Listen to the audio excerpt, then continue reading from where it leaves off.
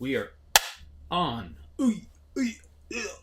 Nicolas Cage-athon episode. I think it's 9. No, 8. Nicolas Cage-athon episode 8.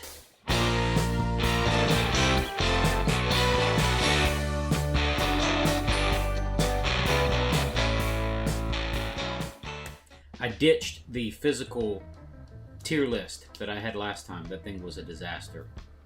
Tried to fix it. It's over. Getting rid of that. Going back to digital for now until I get something else cooked up. So you'll just have to pretend this is the list. I'll superimpose it here. 2 movies up. First one, Dying of the Light.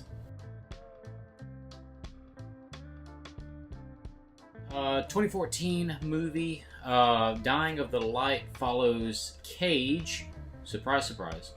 Follows Cage, who is a CIA operative who used to be a field operative, but due to injuries sustained from torture while he was being interrogated by, combatants, he has been holding a desk job at the CIA for several years, and he wants to get back in the field. He's tired of sitting at the desk. He wants to get back out there. Specifically, he wants to get back out there and nab the guy who tortured him, because he's not convinced that the guy actually died when Cage was rescued by Special Forces operatives. I'm just going to go straight into potential spoilers here. So, spoiler alert. And the CIA boss does not want him to do that. He feels like that would be a bad idea because the dude is probably dead, and if he is alive, he's going to be dead soon due to his genetic blood disease. Cage realizes that he's got a brain disease, some sort of dementia, and that he doesn't have long to live. So he kind of goes off the reservation and decides to hunt this dude down himself. So the movie tracks Cage and his partner, who's still working at the CIA, and the two of them try to hunt down this terrorist dude and kill him. Now, on paper, that sounds like a great setup for us to have sort of a pseudo Jason Bourne type of, action, suspense, spy thriller. Because here you got Cage acting as kind of a rogue agent trying to get this bad guy, and the CIA doesn't want to support him and has kicked him out of the agency. And so you've got a great setup of sort of this rogue agent that's may or may not be actively thwarted by the CIA to get at this guy.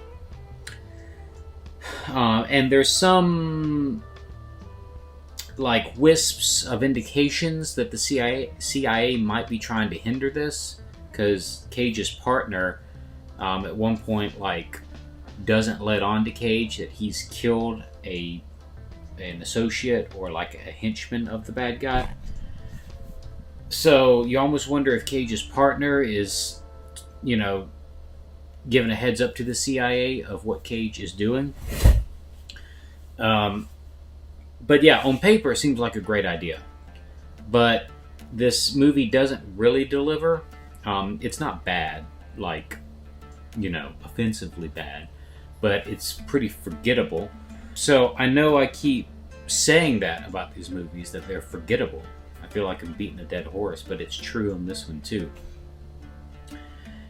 Like I said, it's set up for a cool sort of pseudo Jason Bourne type of scenario playing out, but the movie doesn't deliver on that. It's neither complex, it doesn't have the complexity or the action scenes to move it into a Jason Bourne spy thriller. It also doesn't have enough of the opposite direction of having, being this bleak, nihilistic, everything's gray in the spy world type of payoff. Instead, it appears as if this is setting up to be a spy thriller, but it kind of continues very predictably along that path. There's no real twists and turns throughout the setup until you get to the moment when Cage is confronting al-Baghdadi, or whatever the dude's name is, and is supposed to kill him. And instead, Cage just kind of like walks away and doesn't kill the bad guy. But then, as he's talking to his partner about them winding up and going home, there's suddenly a ad hoc like terrorist attack by the bad dude's henchmen. They're just opening fire at a pool. So then Cage neutralizes the threat, hops in a van, drives back to the bad guy's hiding spot, and kills him. It's like this whole movie set up to just be a normal, like, arc without any twists and turns, nothing fancy, and then just completely scuffs the landing. Just does something bizarre. And then Cage just drives off into the night.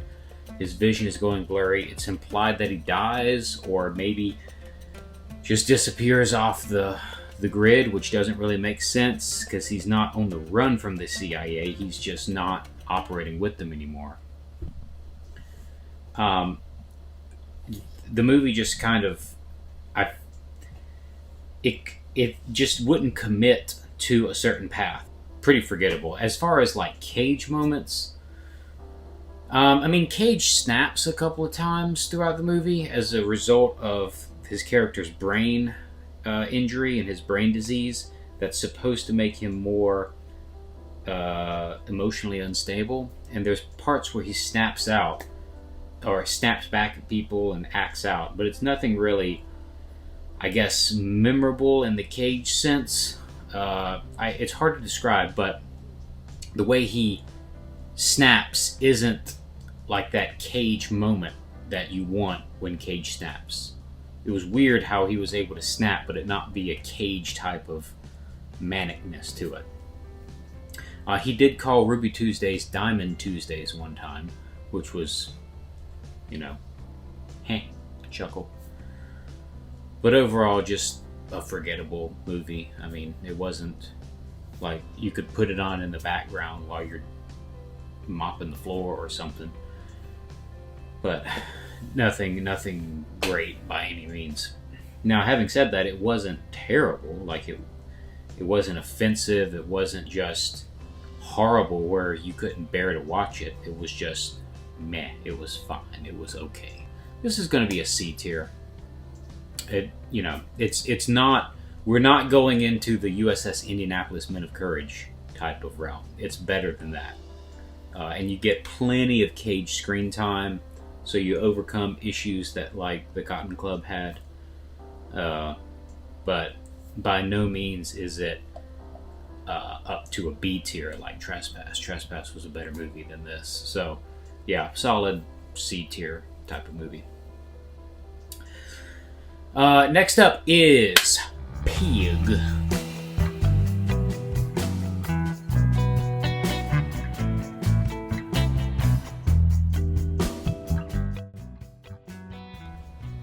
So, Pig was released in 2021 with a limited theatrical release, unlike a lot of these straight-to-video movies that we've been watching.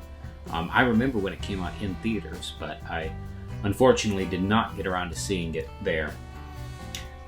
Pig is, again, I'm going to go straight into potential spoiler stuff. I think Pig is one of those movies that you should know as little about when you go to watch it.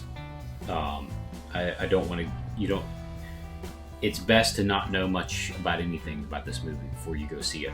So if you want to see Pig, which I would recommend if you're a Cage fan, stop this video now, go watch Pig, and then come back and watch this. So 3, 2, 1, okay. Pig had immense potential. It went in a different direction with that potential than what I would have liked to see. So, and I think that other direction hurt the film. And so I was very disappointed by Pig. But let's talk about that. So, Pig follows Cage, who is, he's a truffle hunter. Or, I guess you'd call him a truffle hunter. He lives in a cabin in the Pacific Northwest, in Oregon, I think specifically. He lives there with his pig, which I believe is a kuni pig, from what I can tell from the markings of the pig. I'm no pig expert, but I do know a thing or two about pigs. But I think it's a kuni. Anyway, so Cage lives in this wooden house, this cabin in the woods with his pig. And he goes out and hunts truffles with the pig. The pig hunts the truffles, and then he stops the pig from eating the truffles and collects the truffles.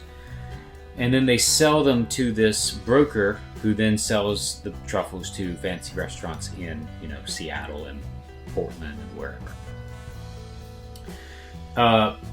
The movie follows Cage as the pig gets kidnapped by some drug heads, and Cage goes on a mission to hunt down the pig and who stole the pig from him and to get his pig back.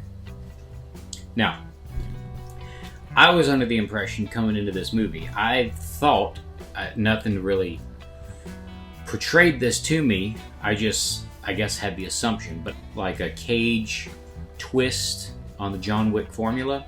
He'd be hunting down these people that stole his pig. He'd be beating them up left and right.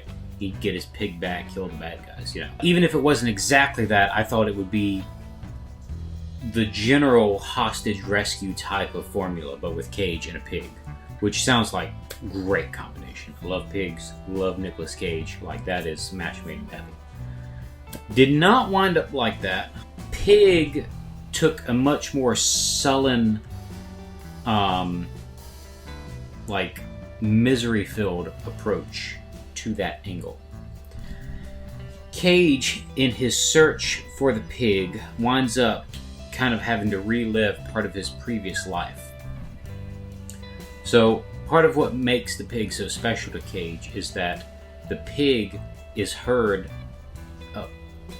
The pig is heard on a tape recording of Cage's wife, where she's trying to record a little song and the pig walks into the room. While she's recording, you hear the oinks and stuff and the wife interacting with the pig. The wife has died, so the pig is like Cage's only living connection to his dead wife. So that adds another emotional power to the pig in Cage's life.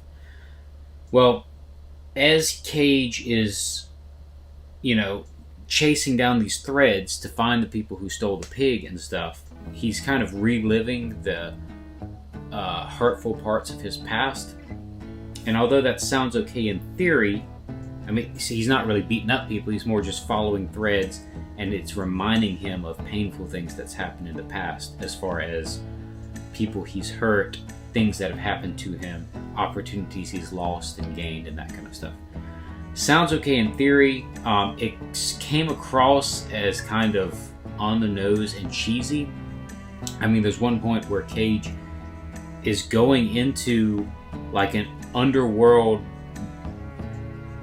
bare knuckle boxing society, and he agrees to get beat up for information about the pig. I think kind of just stupid. It completely pulled me out of the experience. And then we get towards the end of the movie, which, interestingly enough, the movie is split into 3 acts, which are meant to mirror the 3 courses of a meal, apparently, according to information I could find online. But we get to the last part of the movie, and they found this powerful, sort of, not an underworld overlord type of guy, but just a very powerful businessman who's not afraid to have, under the books types of connections and power. And he's the one that handled the stealing of the pig, and then we find out basically at the end of the movie that the pig died pretty soon after being stolen due to the stress and the rough handling of the meth heads that did it. And so the movie just ends on a flat note like that. And I get the idea of going the more sullen, sad, misery-filled route of the concept, but it still just felt cheesy and heavy-handed and unrealistic in the types of situations Cage was, reliving and handling. And like at one point, Cage runs into an old associate who's now a chef at a big restaurant, and there's the comparison of this dude still running on the professional treadmill trying to get bigger and bigger, and Cage has realized that the whole construct of professionalism is a sham and that he's checked out of it, and that guy is wondering if he's done the right thing staying in the treadmill. And I don't know, it's stuff that like you've seen and heard before, nothing brand new in that aspect. So maybe I'm biased, but I wanted some more like intrigue and action on Cage's part getting back this pig. And even if we took the more emotionally charged sullen route, I feel like the movie did not earn the emotional beating that you get from finding out the pig died. Just some general notes that I had written down. Good things about the movie. There were some beautiful shots in it. I don't know what kind of lens they used, but it had kind of a Petzl type of like bokeh. I think it's pronounced bokeh, something like that. Kind of effect. Made for some beautiful shots. The extra element of the wife connection to the pig, I thought that was clever and interesting and fitting, for adding extra weight to the pig element. Had a good score. But I will say it didn't have enough pig footage. I would have liked more pig content. I mean, maybe I'm biased like that, but more pig content would have been great. So that was kind of my issues with the movie. Having said that, it wasn't a bad movie. If you like Cage, certainly get a lot of good Cage, material in this. There's no real crazy moments, but he does have some great emotional acting of his heartbreak involving the pig getting taken and stuff like that. So, again, sad movie. Not a feel-good type of movie. But I'm not going to penalize it and say that it's a bad movie because of that. I felt like missed out on a bunch of potential that the setup could have, delivered on. I think I'm going to put this in the C tier. Too much exposition for it to be a B tier movie. But I did not hate it. I thought it was fine. There was so much potential there that it could have been a great movie, but instead it was just okay. And to me, an okay movie is C tier. I wonder if B is supposed to be okay. But to me, C is okay, B is good, A is great, and S tier is wonderful. Yeah, that makes sense. Okay. Boop, boop. But yeah, we back on it. I know I keep saying I'm back on it. So yeah, so with Pig and Dying of the Light, that puts our tier list here. We are slowly chipping away at the mountain of Nicolas Cage material. There's still some more stuff coming out. There's that, surfing movie that came out like a year ago. There's, I think there's some Spider-Man Nora stuff that involves Cage in it. There's more Cage stuff coming out. I know a while ago he said that he was thinking about retiring from film, but I'm still seeing him pump out stuff. So, hopefully this train keeps on it coming and I can chew through it quicker than he can spit it out. So, that is episode 8 of the Nicolas Cage-athon. We are chipping through this mountain of material. But yeah, like, comment, and subscribe if you haven't already. Working on a lot of stuff behind the scenes, so should have quicker turnaround on stuff. I know I said that last time, and it's been almost 2 months, but for real, it's real this time. Yeah. Thank you as always for watching, and I will see you on the next video.